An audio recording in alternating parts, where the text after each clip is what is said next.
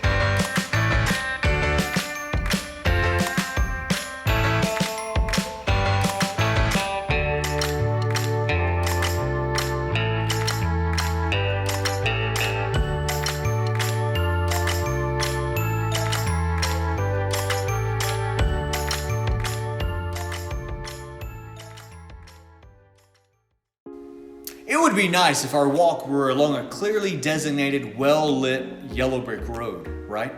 Rather than having to make decisions, you just stay on the path and not have to deal with things like crazy flying monkeys.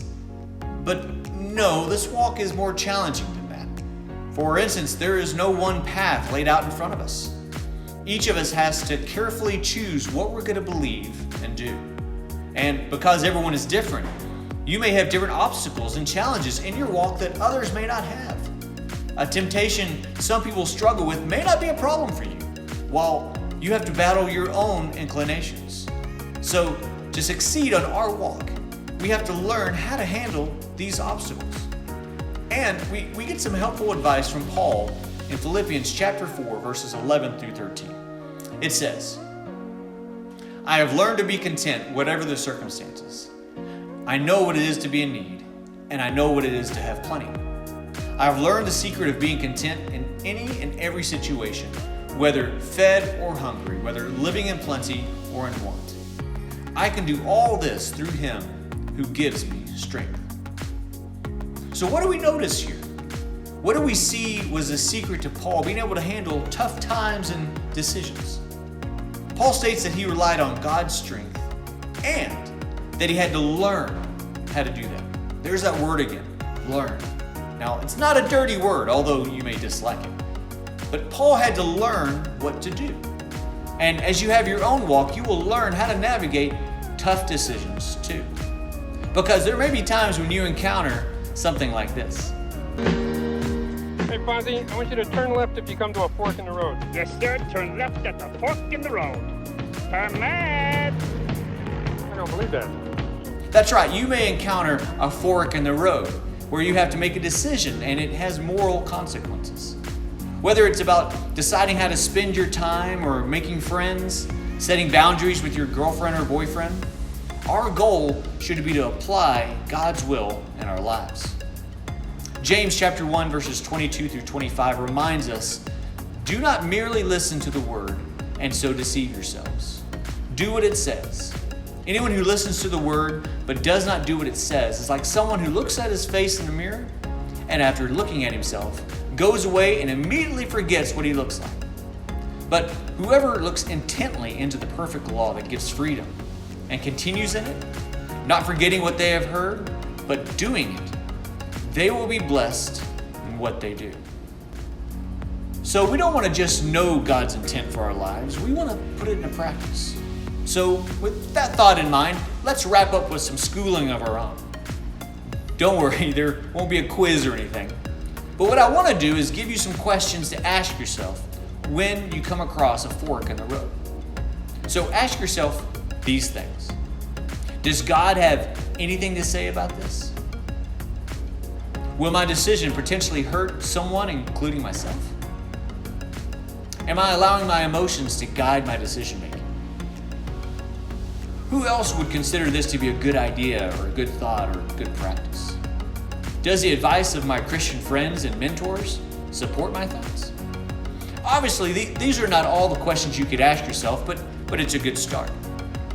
Unfortunately, we won't ever have an easy path or a yellow brick road for our walk of faith. But we do have a guide and the fact that we don't have to walk it alone. And if we are willing to humble ourselves to God's will and allow Him to influence our decisions, our journey will lead us to become more like Christ every day. Until next time, please remember that you're His, you're loved, and what you do